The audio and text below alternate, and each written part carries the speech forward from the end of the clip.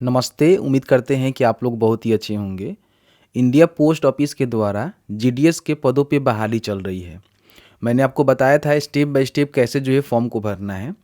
बहुत सारे लोगों ने उस वीडियो में कमेंट करके कहा कि सर इसका जो पोस्ट प्रेफरेंस है ना, उसको हमें कैसे करना है, चूँकि हमारा जो सिलेक्शन है ना हो जाए।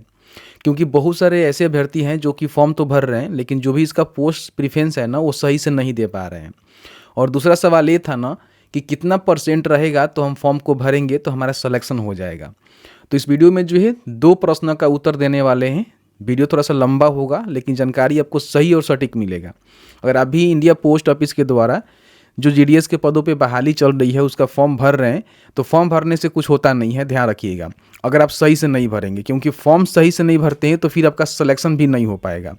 तो कितना परसेंट रहेगा तो फॉर्म को भरिएगा तो सिलेक्शन होने का चांस बनेगा, उसकी पूरी जानकारी बताएंगे। और साथ ही साथ जो अपना पोस्ट प्रेफरेंस है वो कैसे देना है, चूँकि आपका सिलेक्शन जो है 110% हो जाए।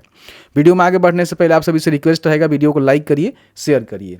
देखिए, सबसे पहले इनका आधिकारिक पोर्टल पे आएंगे तो आप सभी जानते ही हैं कि सबसे पहले रजिस्ट्रेशन करना है, फिर यहाँ पे लॉगिन करके जो है फॉर्म को भरना है। फॉर्म कैसे भरना है उसके लिए हमने वीडियो दे दिया हुआ है, उसको चेकआउट कर लेंगे। सबसे पहले हम बात कर लेते हैं कि प्रेफरेंस आपको कैसे देना है। प्रेफरेंस देने में किसी प्रकार की गलती नहीं करना है। जब भी आप फॉर्म भरने जा रहे हैं उससे पहले क्या करना है कि जो भी यहाँ पे सर्कल वाइज वैकेंसीज है ना, उसको यहाँ पे चेक कर लेना है। तो यहाँ पे देखिए वैकेंसी पोस्ट का जो है बटन आपको देखने को मिलेगा, क्लिक करेंगे तो जो भी आप सर्कल के लिए फॉर्म भरना चाहते हैं, मान लीजिए आप बिहार से हैं और कहीं ना कहीं उत्तर प्रदेश के लिए फॉर्म भरना चाहते हैं, या फिर बिहार के लिए फॉर्म भरना चाहते हैं, झारखंड के लिए फॉर्म भरना चाहते हैं, तो उस सर्कल का वैकेंसी आपको देखना पड़ेगा। तो यहाँ पे देखिए, जैसे मान लीजिए मुझे बिहार का फॉर्म भरना है तो हमने बिहार का सिलेक्शन किया, और बिहार में या फिर किसी भी सर्कल का सिलेक्शन करेंगे तो उसमें जो है अंदर अंदर डिवीजन बनाए गए हैं उस सर्कल के अंदर।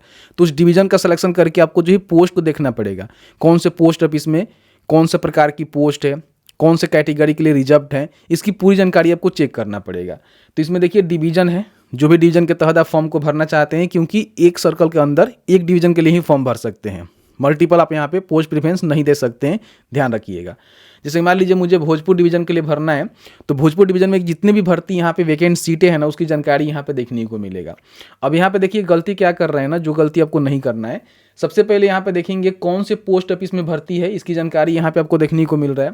और कौन सा पोस्ट है, यहाँ पे देखिए बीपीएम का पोस्ट है, इनका सैलरी कितना है बता दी गई है, और किस कैटेगरी के लिए पोस्ट यहाँ पे रिजर्व्ड है। अगर ईवर है तो किसी भी कैटेगरी का जो आवेदक है वो फॉर्म को भर सकता है, कोई भी दिक्कत नहीं है। लेकिन अगर मान लीजिए यहाँ पे बताया गया है कि PWD-B के लिए है, तो केवल यहाँ पे विकलांग फॉर्म को भरेगा तो उसको प्रीफरेंस मिलेगा। अगर कोई जनरल फॉर्म भरता है, ओबीसी फॉर्म भरता है, तो फिर क्या फ़ायदा, अगर विकलांग को है ही नहीं। तो सबसे पहले सिलेक्शन तो विकलांग का होगा। यहाँ पे देखिए ईडब्ल्यूएस के लिए है, यहाँ पे एसी के लिए है, तो एसी ही फॉर्म भरेगा। जनरल यहाँ पे फॉर्म भरेंगे तो ओबीसी फॉर्म भरेंगे तो कैसा सिलेक्शन होगा। तो आपको प्रीफरेंस देते समय ध्यान रखना है कि जो भी आपके कैटेगरी में पहले पोस्ट है और जो भी आपको पोस्ट ऑफिस अच्छा लग रहा है ना, उसका ही प्रीफरेंस फर्स्ट में आपको देना है। अभी आपको ले चल के बताएंगे कैसे आपको प्रीफरेंस देना है, क्योंकि बहुत सारे लोग गलती कर रहे हैं, जो गलती आप मत करिएगा, नहीं तो आगे चल के आपको समस्या होने वाली है। इस तरह से देखेंगे वहाँ का जो लैंग्वेज है, जैसे कि आपके 10वीं स्टैंडर्ड में होनी चाहिए। जैसे मान लीजिए बिहार से हैं और तमिल से फॉर्म भरेंगे, तो तमिल आपको नहीं आती होगी, तो फिर यहाँ पे फॉर्म भरने से कोई फ़ायदा नहीं है। तो जहाँ का लोकल लैंग्वेज जो भी है ना, उसको आपको फुलफिल करना पड़ेगा, और आपके मैट्रिक के स्टैंडर्ड में वो लैंग्वेज सब्जेक्ट होनी भी चाहिए, ध्यान रखिएगा। तो इस तरह से इसकी जानकारी को चेकआउट कर लेंगे, जो भी डिवीजन के लिए आपको फॉर्म को भरना है। अब यहाँ पर जैसे कि मान लीजिए आप फॉर्म भरने जाएंगे, जैसे कि यहाँ से लॉगिन करेंगे, तो लॉगिन करने के बाद सबसे पहले अपना जो पर्सनल डिटेल्स उसको भरना होता है, मैंने वीडियो बनाकर आपको बताया ही था। फिर यहाँ पे अपना जो भी एजुकेशनल डिटेल्स होता है उसको भरना होता है, और 3 नंबर स्टेप में आता है आपका पोस्ट प्रेफरेंस, जिसको आपको देना पड़ता है। मैंने वीडियो बनाया हुआ है, उसको चेकआउट कर लीजिएगा, स्टेप बाय स्टेप कैसे फॉर्म को भरना है। उस वीडियो को देखिएगा तो समझ में आएगा किस तरह से फॉर्म को भरना है। इसमें केवल पोस्ट प्रेफरेंस आपको बताएंगे और कितना परसेंट आपका सिलेक्शन होगा उसकी जानकारी देंगे। तो देखिए यहाँ पे पोस्ट प्रेफरेंस में देखेंगे तो बताया गया है कि आप जो है कौन से सर्कल के अंतर्गत फॉर्म को भरना चाहते हैं। जैसे कि मान लीजिए मुझे बिहार के लिए भरना है, तो मैंने यहाँ पे बिहार का सिलेक्शन किया, ठीक है। और यहाँ पे मैंने आपको दिखाया कि मुझे भोजपुर डिवीजन के लिए फॉर्म को भरना है, ठीक है। तो यहाँ पे हम क्या करेंगे, भोजपुर डिवीजन का जो है सिलेक्शन कर लेंगे। देखिए यहाँ पे देखने को मिलेगा, जैसे ही सिलेक्ट करेंगे तो यहाँ पे जो है जो भी वैकेंसी सीटें हैं ना, उसका यहाँ पे पोस्ट का जो है एक लिस्ट आपको देखने को मिल जाएगा, जिसको यहाँ पे क्लिक करके डाउनलोड कर सकते हैं, ठीक है। यहाँ से डाउनलोड करेंगे, इस तरह से डाउनलोड होगा, और वैकेंट जो भी सीटें हैं उसको चेक कर सकते हैं। देखिए यहाँ पे होगा, इस तरह से क्लिक करके यहाँ भी चेक कर सकते हैं कि यहाँ पे कौन सा पोस्ट ऑफिस में कौन सा पोस्ट आईडी है, कौन सा पोस्ट है, लेवल क्या है, ऑफिस का नेम क्या है, डिवीजन क्या है और किस कैटेगरी के लिए है। देखिए यहाँ पे दिया गया है, सब में दिया हुआ कैटेगरी, देख रहे हैं ना। इस तरह से आपको देखने को मिलेगा, तो इस तरह से आप चेक कर लेना। तो यहाँ से क्या करना है कि आपको देख लेना है, ठीक है। इसको हम यहाँ से कट कर देते हैं, इसको भी। तो इस तरह से देख लेंगे और नीचे जो भी सीटें खाली हैं उसकी जानकारी यहाँ पे देखने को मिलेगा। अब यहाँ पे देख लीजिए, मान लीजिए मैं ओबीसी से फॉर्म भर रहा हूँ, ओबीसी कैटेगरी का जो है सिलेक्शन किया हूँ। तो यहाँ पे देखिए सबसे पहले यहाँ पे आपको जो है ओबीसी का सिलेक्शन करना है, ठीक है। यहाँ पे देखेंगे बहुत सारे जो है ईवर्क आपको देखने को मिल रहा है, तो इसका फर्स्ट में आपको नहीं देना है। देखिए यहाँ पे ओबीसी का मेरे कैटेगरी का आ गया, ठीक है। यहाँ पे देखिए ओबीसी का आ गया, यहाँ पे ओबीसी का आ गया, यहाँ भी आ गया। तो सबसे पहले क्या करना है कि आप चाहें तो सारे सिलेक्शन कर सकते हैं, आप चाहें तो 2 से 4 भी कर सकते हैं, लेकिन मेरा मानना यह है ना कि सारे सिलेक्शन करिएगा, आपके लिए बेहतर रहेगा। इसलिए क्योंकि कहीं ना कहीं आपका सिलेक्शन हो जाएगा। सबसे पहले जो आपको पोस्ट ऑफिस पसंद है, जैसे कि मान लीजिए आप चाहते हैं कि जो यहाँ पे छुटका सासाराम बीओ है उसके लिए मुझे फॉर्म भरना है, तो ध्यान रखिएगा यहाँ पे जनरल कैटेगरी से हैं तो इसका सिलेक्शन फर्स्ट में दे सकते हैं, लेकिन आप दूसरे किसी कैटेगरी से हैं तो आप यहाँ पे फर्स्ट में मत दीजिएगा। मान लीजिए आप ओबीसी से हैं, तो जैसे कि मान लीजिए ये वाला ओबीसी का पोस्ट है तो इसको आप फर्स्ट में दे दीजिए। अगर आप एससी एसटी से हैं तो एससी एसटी का आपके सामने आएगा और ईवर का आएगा, ईडब्ल्यूएस के हैं तो ईडब्ल्यूएस और ईवर आएगा। तो जिस भी कैटेगरी से उसका स्टडी का पोस्ट आएगा ही आएगा, लेकिन सब में जो है ईवर का भी आएगा। ईवर के लिए भी आप फॉर्म को भर सकते हैं किसी भी कैटेगरी से हैं तो, लेकिन ईवर के तरह आपको फाइट करना पड़ेगा, मतलब कि जनरल की तरह आपको फाइट करना पड़ेगा।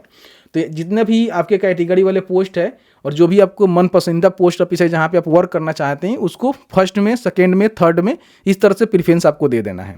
जैसे मान लीजिए मुझे 2 नंबर इसको देना है, 3 नंबर इसको देना है, ठीक है, 4 नंबर इसको देना है। तो इस तरह से जितने भी आपके कैटेगरी वाले पोस्ट है सबसे पहले उसको सेलेक्ट कर लीजिए और उसके बाद लास्ट में क्या करिए कि जो भी आपका ईवर वाला पोस्ट है ना उसको भी यहाँ पे सेलेक्ट कर लीजिए। तो इस तरह से अपने कैटेगरी के अनुसार सबसे पहले कैटेगरी का प्रेफरेंस दीजिए और उसके बाद अदर जो जनरल कैटेगरी का भी पोस्ट आप में शो कर रहा है ना उसका भी सिलेक्शन आप कर सकते हैं। तो इस तरह से अपना जो पोस्ट प्रेफरेंस है वो दीजिए।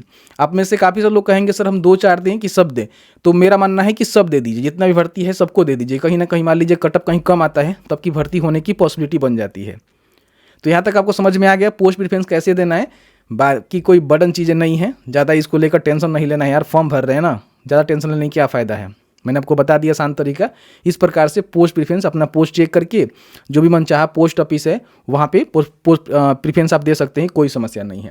अच्छा, अब बात कर लेते हैं। काफ़ी सारे लोग कह रहे थे कि हमारा जो इतना परसेंट है, 60% है, 70% है, तो क्या मेरा सिलेक्शन होगा कि नहीं होगा। तो सबसे पहले तो गुरु आप ये समझ लीजिए कि इसमें कम परसेंटेज वालों की कोई भी मतलब जगह ही नहीं है। आप फॉर्म भरेंगे आपका सिलेक्शन नहीं होगा क्योंकि हाई कटअप जाता है। एक बार हम सबसे पहले आपको कटअप दिखाते हैं, जो प्रीवियस ईयर का गया था कटअप वो दिखाते हैं, उसके बाद आपको समझ में आएगा कि हाँ भाई हमारा इतना परसेंटेज है तो फॉर्म को भरें कि नहीं भरें, हमारा सिलेक्शन होगा कि नहीं होगा। देखिए यहाँ पे क्या है ना कि इसका जो मेरिट यहाँ पे जारी हुआ था शेड्यूल जनवरी 2025 का, इसमें हम बिहार के ही देख लेते हैं एग्जाम्पल के तौर पे। आप चाहें तो किसी भी स्टेट का देख सकते हैं, जहाँ के लिए फॉर्म भर रहे हैं वहाँ का देख लीजिएगा। जैसे कि मान लीजिए मुझे बिहार का भरना है, तो जो सबसे पहला शॉर्टलिस्ट आया था ना उसमें आप देखेंगे तो 100% यहाँ पे कटअप गया हुआ है, 99.6%। देखिए यहाँ पे 94% यहाँ पे एसटी का गया हुआ है। देखिए, देख रहे हैं ना, देखिए विकलांग का जो है 95 गया हुआ है, देख रहे हैं ना। तो इसमें हाई कटअप जाता है। आप यहाँ पे सामने आपको दिखा रहे हैं, कोई मतलब ये नहीं है कि अपने तरीक़ा से बता रहे हैं। देख रहे हैं ना, यहाँ पे 90 के नीचे आपको देखने को नहीं मिलेगा, कहीं भी आपको 90 के नीचे देखने को नहीं मिलेगा, 90 के ऊपर ही है, ठीक है। चलिए कोई बात नहीं है। दूसरा हम यहाँ पे लिस्ट देख लेते हैं। जैसे कि कई सारे लिस्ट यहाँ पे आती है, बिहार में हम जाते हैं और यहाँ पे दूसरा भी लिस्ट हम आपको चेक करके दिखा देते हैं। देखिए 98, 99, 99, 92, 98, 95, 91, अभी तक 90 के नीचे हमें देखने को नहीं मिला, ठीक है। एक बार चेक करते हैं। तो इस तरह से आप देखेंगे तो यहाँ पे बहुत सारे फर्जी भी अभ्यर्थी होते हैं, ऐसा कुछ नहीं होता है।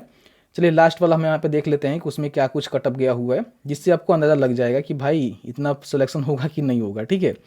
सबसे लास्ट में जो यहाँ पे जारी हुआ था वो भी आप देखेंगे तो 95, 98, 97 से एबव भी आपको देखने को मिलेगा। मतलब कि समझिए कि आपका 90+ होगा तभी आपका यहाँ पे सिलेक्शन होने वाला है, किसी भी कैटेगरी से हैं। बाकी जो 60% वाले हैं, 70% वाले हैं, भाई 80% वाले का भी यहाँ पे सिलेक्शन नहीं हो रहा है। हो सकता है कि इस साल हो जाए।